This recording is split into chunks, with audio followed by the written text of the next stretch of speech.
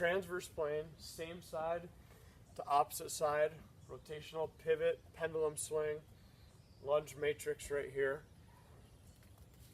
Glenoid on the humerus motion. Osteokinematics, we have external and internal rotation of the scapula, which is giving us external and internal rotation of the humerus right here. So what does this mean if we were to take a look back then at the, let's say that original example, the bicipital tenodesis, the slap lesion, and if there were some other co-contaminants involved. So let's say physician got in, had to put down more anchors, maybe subacromial decompression as well. There's just some extra tissue in terms of where that biceps tendon crosses through the subacromial space, and the supraspinatus involvement, maybe some reactive tendonitis or disrepair, degenerative tendonitis as well. They had to clean some stuff on up. Well, subject and tissue reactivity are important. We need to monitor just how kind of cantankerous both are. But again, we'll kind of get things jump started with motion, and that's going to help us manage pain, manage healing, and then again authenticate what this thing is actually designed to do. So we're told that in terms of with the biceps, active range of motion, or what we need to avoid is flexion, abduction, internal rotation, flexion of the elbow, supination as well. Well, we'll get to the elbow at another point. That's our kind of our econcentric thing in terms of crossing two joints. Let's, however, though, think about how we just got a ton of movement going, and we're talking like a day or two post-op. We're getting a patient rolling with this while they're in the sling and the brace. We're also taking a look at, okay, glenohumeral joint wise, well, what in terms of these three-dimensional motions and movement that we have access to with the shoulder and that we can't do right now, how's the thoracic spine moving in terms of function? So overhead activities, our pulling and our pushing. Let's take a look at also our transformational zones for maybe the task that we're involved with, whatever our function is. If it's a sport, return to sport, obviously important. We want to be looking at and taking a look at any video analysis of transformational zones to take a look at and see if we can grab a sign as to the root of the problem. But we're really kind of taking our progressions of the sling, holding on to something, pendulum swings with the dowels, countertop weight bearing, using this closed kinetic chain strategy of multi-joint compression, approximation, and congruency, getting the head of the humerus to seed into the glenoid to give us that approximated fit, to facilitate healing, to administer this pumping-like system at the glenohumeral joint so that we can keep the articulating surfaces bathed with synovial joint fluid so that we can keep the cartilage healthy. We know that after a 50 or 60-day process of no motion or very little motion, that cartilage becomes soft and gradient, and that it gets gradient almost in the likes of taking cheese on a grater and slowly sifting that off. We know that arthritic changes, degenerative changes then are likely. We know that the meshing of the rotator cuff tendons and the long head of the biceps tendon meshes in with that glenohumeral joint capsule, superior, medial, and inferior, as well as kind of posterior. So we know that we've been told then for this procedure, okay, sling brace for 6 to 8 weeks, and at that 6 to 8 week mark, again, depending on the physician, I have some physicians that, okay, for this procedure, 8 weeks, nothing, brace. Well, man, you want to talk about some significant irritation to the joint capsule, cartilage, really, really poor job of collagen reproduction. We're really missing at the physiological level those real important weeks throughout those 4 to 8 weeks of good tissue healing. It's not to say that all tissue by any means is done healing at that point in time, but just the sensitivity is much different. And so what we have the opportunity of doing is being able to posteriorly and anteriorly rotate that scapula, so that we're getting the motion of flexion.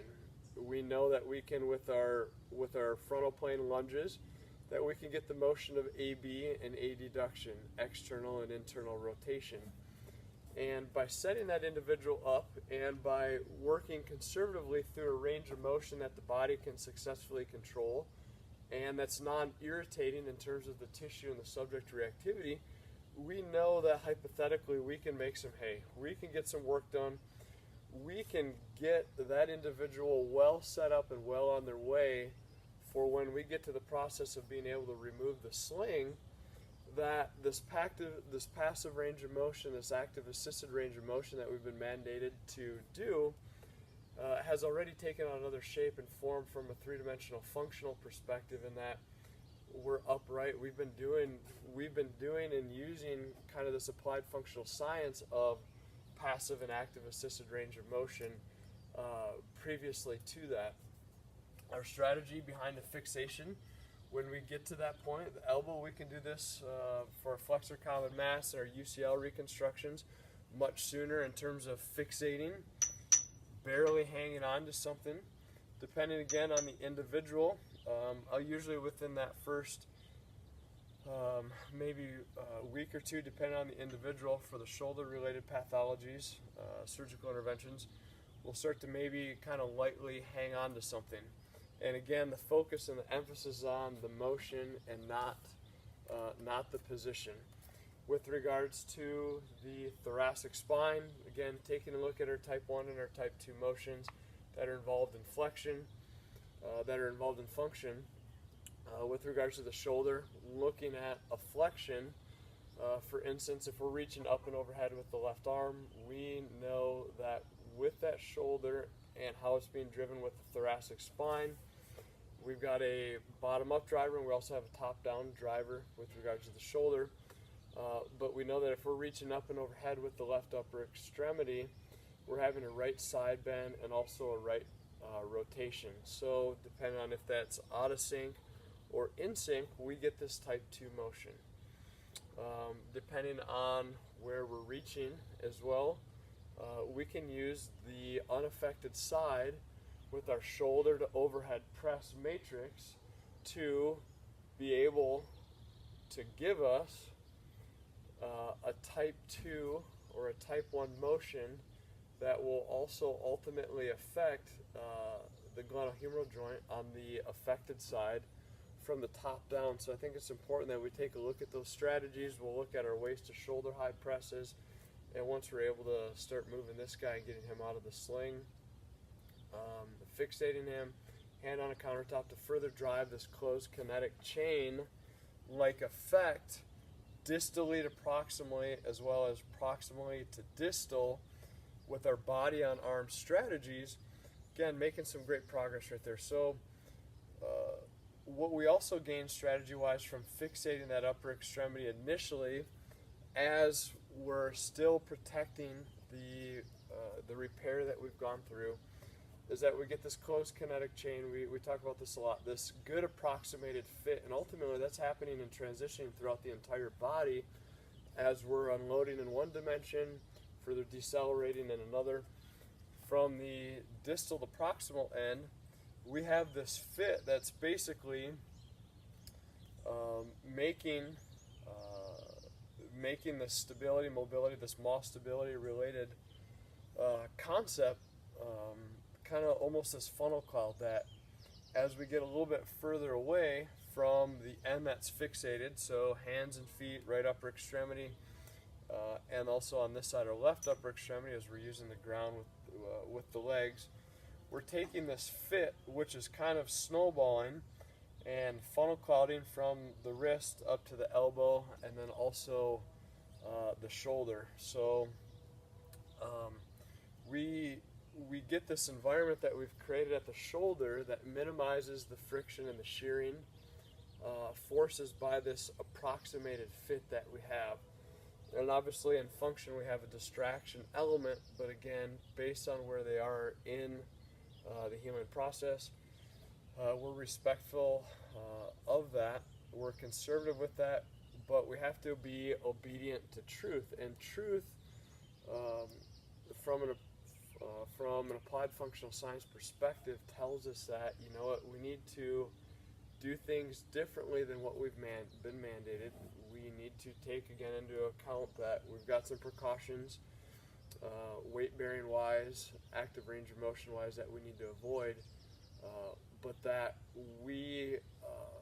we're creative and we can think outside the box. We can authenticate creating some good functional motion that's going to facilitate the healing process. Applied functional science, body on arm matrix, sling, brace, swing matrix, a little bit more for you there in regards to our strategies behind the glenohumeral joint